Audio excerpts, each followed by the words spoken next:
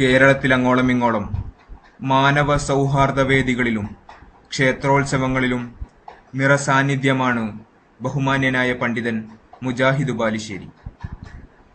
ബഹുദൈവാരാധനയെ എതിർക്കുന്നതോടൊപ്പം തന്നെ തീവ്രവാദത്തെയും വർഗീയവാദത്തെയും ബാലുശ്ശേരി നിശിതമായി വിമർശിച്ചു. ഈ അച്ചുതണ്ടുകൾ ഉള്ളിൽ നിന്ന് ഫോം ചെയ്ത് അവർക്ക് ജീവിക്കാൻ വേണ്ടി പ്ലാൻ ചെയ്തുണ്ടാക്കിയതാണ് എന്ന് ബുദ്ധിയുള്ള ഏതൊരാൾക്കും നിങ്ങൾക്ക് മനസ്സിലാക്കാൻ ഈ സ്ഫോടനങ്ങൾക്കൊന്നും മതവുമായിട്ട് ബന്ധമല്ല. മതത്തെ രാഷ്ട്രീയവൽക്കരിച്ച് ദുരുപയോഗം ചെയ്തപ്പോ ഉണ്ടായ കുഴപ്പമാണിത് എന്ന് നിങ്ങൾ ശരിക്കും മനസ്സിലാക്കും. ജാതിമത ഭേദമന്യേ ബാലുശ്ശേരിയുടെ പ്രസംഗം കേൾക്കാൻ തടിച്ചുകൂടുന്ന ജനക്കൂട്ടം തീവ്രവാദികൾക്കും വർഗീയവാദികൾക്കും മതരാഷ്ട്രവാദികൾക്കും ഉണ്ടാക്കിയ അലോസരം ചെറുതല്ല. ബാലുശ്ശേരിയെ കുപ്രചരണങ്ങളിലൂടെ തളർത്താൻ അവർ നിരന്തരം ശ്രമിച്ചുകൊണ്ടിരുന്നു. അതിന്റെ ഏറ്റവും ഒടുവിലത്തെ ഉദാഹരണമാണ് കഴിഞ്ഞ 2 ദിവസമായി ഫേസ്ബുക്കിലും യൂട്യൂബിലും പ്രചരിക്കുന്ന ചില മുറിക്ലിപ്പുകൾ. ക്ഷേത്രങ്ങൾ വേശ്യാലയങ്ങളെക്കാൾ മോശപ്പെട്ടതാണ് എന്ന് ബാലുശ്ശേരി പറഞ്ഞു എന്നാണ് മുഖ്യമായ ആരോപണം. കേട്ടപാതി കേൾക്കാത്തപാതി സംഘീ വർഗീയവാദികൾ ഫേസ്ബുക്കിൽ ഉറിഞ്ഞു തുള്ളാൻ തുടങ്ങി. തങ്ങളുടെ മതേതരത്വം തെളിയിക്കുവാനുള്ള അവസരമായി ചില ബ്ലോഗ് ബുജികളും ഈ അവസരത്തെ കാര്യമായി ഉപയോഗപ്പെടുത്തി. കമന്റുകൾ നിറഞ്ഞു, തെറിവിളികൾ അതിർത്തികൾ ലംഘിച്ചു. എന്നാൽ എന്താണ് സംഭവം? ആ ബിസിനസ്സിൽ ക്ഷേത്രത്തിന്റെ ഉത്സവത്തിന് ആളുകൾ പൈസ ചോദിച്ചു കൊണ്ടുവരും. അപ്പൊ കച്ചവടമല്ലേ, ബിസിനസ്സുകാരല്ലേ, ഒരു മ്യൂച്വൽ അണ്ടർസ്റ്റാൻഡിംഗിൽ പോണ്ടേ. ക്ഷേത്രോത്സവത്തിന് 50 രൂപ എടുത്തു കൊടുക്കും. നീ ശിർക്കിലാണ്. നീ മനസ്സിലാക്കിക്കോ, നീ ശിർക്കിനെ പ്രോത്സാഹിപ്പിക്കുന്നു. ഗുരുതരമായ പാപത്തിനാണ് നീ കൂട്ടുനിൽക്കുന്നത്. ഞങ്ങൾക്ക് വേശ്യാലയം നടത്താൻ പണം തരണമെന്ന് പറഞ്ഞ് നോട്ടീസ് ആയിട്ട് വന്നാൽ ഹിന്ദുക്കൾക്ക് നിങ്ങൾ കൊടുക്കുവോ? വളരെ പ്രധാനപ്പെട്ട ഒരു പോയിന്റ് അവരിന് കൊടുക്കുവോ? ഇല്ല. വളരെ ഗൗരവമായി പറയണം, അല്ലേ? ഞങ്ങൾ കള്ളുഷാപ്പ് നടത്താൻ ഉദ്ദേശിക്കുന്നു, കള്ളുഷാപ്പ് ഉണ്ടാക്കാൻ നിങ്ങൾ 50 രൂപ തരണം എന്ന് പറഞ്ഞ് ഞങ്ങൾ കൊടുക്കുവോ?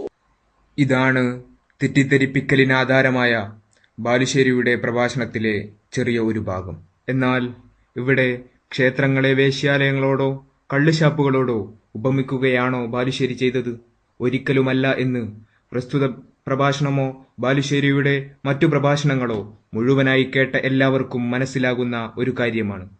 ഇവിടെ അദ്ദേഹം ഉദ്ദേശിച്ചത് ബഹുദൈവാരാധനയെ എതിർക്കുന്ന, ഏകദൈവാരാധനയിൽ വിശ്വസിക്കുന്ന ഒരു മുസ്ലിം എങ്ങനെയാണ് ബഹുദൈവാരാധനയുടെ കേന്ദ്രമായ ക്ഷേത്രങ്ങൾക്കോ ചർച്ചുകൾക്കോ ജാറങ്ങൾക്കോ ഫണ്ട് നൽകുക എന്നതാണ് അദ്ദേഹം ഉദ്ദേശിച്ചത്.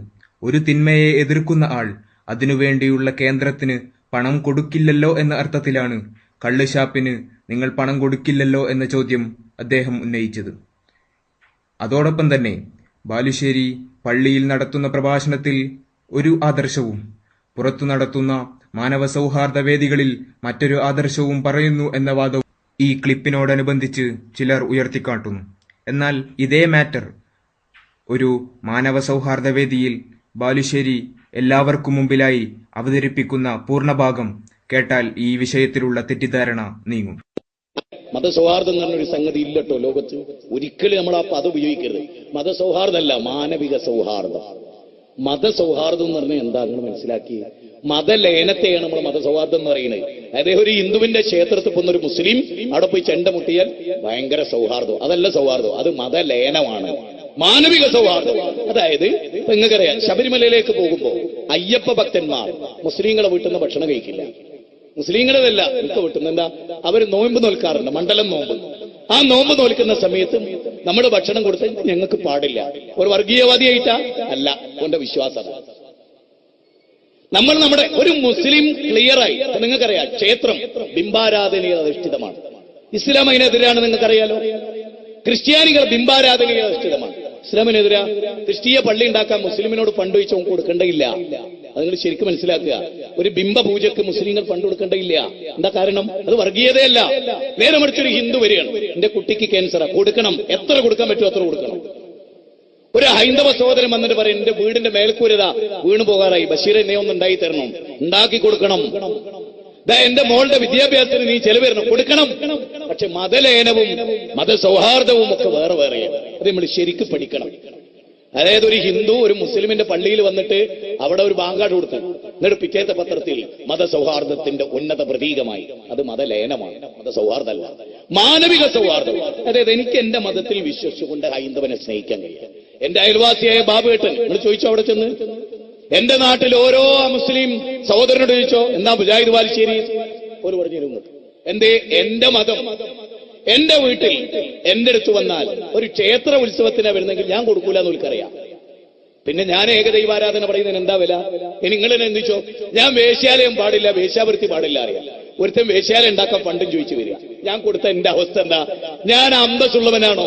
കള്ളു കുടിക്കരുതെന്നും കള്ളിന്റെ ഭയാനകതയെ പറ്റി പറയാം, എന്നിട്ട് എന്റെ കെട്ടിടം കള്ളുഷാപ്പിന് കൊടുക്കുക, എങ്ങനെ ഉണ്ടാവും? നിങ്ങൾ ആലോചിച്ചൊക്കെ, എന്റെ വിശ്വാസം ഇതാണെന്ന് പറയും, ഈ വിശ്വാസം എന്റെതല്ല അറിയാം. എന്നിട്ട് ഞാൻ എതിർത്ത വിശ്വാസത്തിന് ഞാൻ ഫണ്ട് കൊടുത്താൽ ഞാൻ മാന്യനാണോ? ഇതൊന്നും ഒരു വർഗീയ കലാപം ഉണ്ടാക്കുന്ന ചിന്തയല്ല, ലളിതം. ഭാസ്കരേട്ടനും പറയാ, ഒരു മുസ്ലിം അവിടെ വരുമ്പോ എന്റെ വിശ്വാസത്തിനെതിരാണ്, ഞാൻ ചെല്ല, അങ്ങനെ പറയണം. മാത്രമല്ല, ഭാസ്കരേട്ടനെ പോയി ഒരു മുസ്ലിമും ബുദ്ധിമുട്ടിക്കരുത്, ഒരു മുസ്ലിമിനെ പോയി ഭാസ്കരേട്ടനും ബുദ്ധിമുട്ടിക്കരുത്. എന്ത് രസമുള്ള ഒരു തത്വമാണ് ലോകത്തെ മനുഷ്യൻ പഠിപ്പിക്കുന്നത്. ലക്കും ദീനുക്കും വലിയ ദീൻ, 9ാമത്തെ തെളിവ്. നിങ്ങൾക്ക് നിങ്ങളുടെ മതം, ഞങ്ങൾക്ക് ഞങ്ങളുടെ മതം. എത്ര രസമുണ്ട്! സ്വന്തം വിശ്വാസം ആർജവത്തോടെ പ്രഖ്യാപിക്കുന്നതോടൊപ്പം തന്നെ മറ്റു മതസ്ഥരെ ബഹുമാനിക്കുവാനും ആദരിക്കുവാനും പഠിപ്പിക്കുന്ന ഈ പ്രഭാഷകനെയാണോ നിങ്ങൾ വർഗീയവാദിയായി മുദ്രകുത്തിയത്? ഒരു മുസ്ലിമിനെ സംബന്ധിച്ചിടത്തോളം ക്ഷേത്രത്തിന് പണം കൊടുക്കാൻ പാടില്ല എന്ന് പറയുന്നതിലെ യുക്തി എന്താണ്?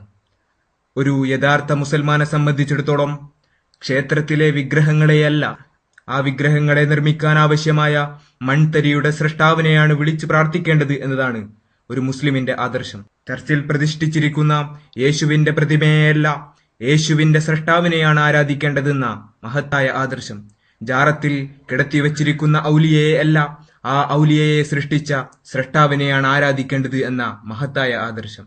അതെ, ഈ സൂര്യനെയും ചന്ദ്രനെയും ഈ മഹാപ്രപഞ്ചത്തെയും മുഴുവൻ സൃഷ്ടിച്ച ഏകനായ ആ സൃഷ്ടാവ്, ആ അറബിയിൽ അല്ലാഹു എന്ന് വിളിക്കുന്ന ആ സൃഷ്ടാവിനെ മാത്രം ആരാധിക്കുക എന്ന വളരെ ലളിതമായ ഈ ആദർശം, അത് പറഞ്ഞതിന്റെ പേരിലാണോ വർഗീയവാദി എന്ന് മുദ്രകുത്തിയത്? പ്രിയമുള്ളവരെ, ഹിന്ദുവായാലും മുസ്ലിമായാലും ക്രൈസ്തവനായാലും നാം ഇന്ത്യക്കാർ സുഹൃത്തുക്കളാണ്, ഒരുമിച്ച് നീങ്ങേണ്ടവരാണ്. ഒരു ശക്തിക്കും നമ്മെ ഭിന്നിപ്പിച്ചു ഭരിക്കാൻ നാം അവസരം കൊടുക്കരുത്.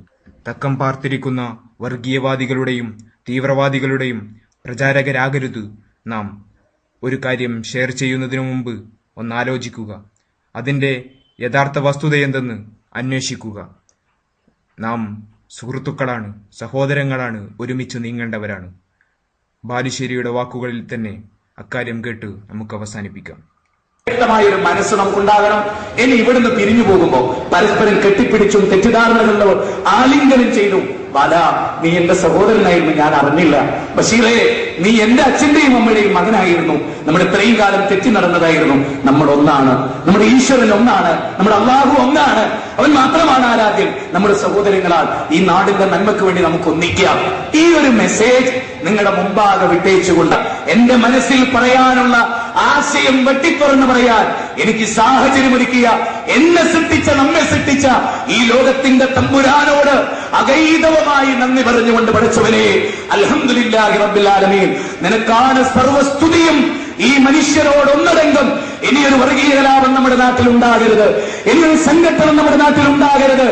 ഈ സമ്മേളനം മതസൗഹാർദ്ദ ഈ മത സമൂഹത്തിന്റെ സമ്മേളനം, വിവിധ മതങ്ങളുടെ സമ്മേളനം ഇവിടെ അവസാനിക്കുമ്പോൾ ഒരു പ്രതിജ്ഞ നമ്മൾ എടുക്കണം.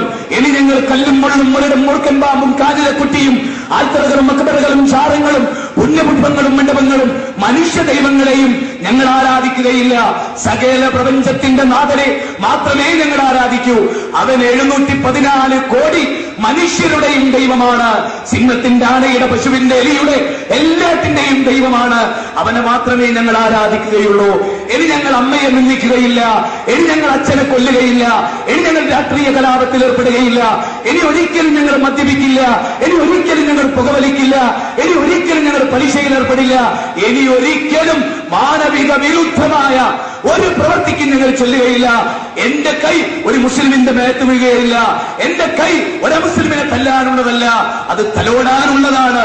ഇന്ത്യ എന്ന് പറയുന്ന മഹാരാജ്യത്തിന്റെ നന്മകൾ മുഴുവനും ഉൾക്കൊണ്ട്, ജനാധിപത്യ ഭരണകൂടം അനുവദിക്കുന്ന പ്രബോധന പാരമ്പര്യം ഉൾക്കൊണ്ടുകൊണ്ട് ഞാൻ ജീവിക്കും എന്ന കൃത്യമായ ബോധ്യം നമുക്കുണ്ടാകണം. ആ പ്രതിജ്ഞ ചെയ്തുകൊണ്ട് നിങ്ങളോടൊന്ന്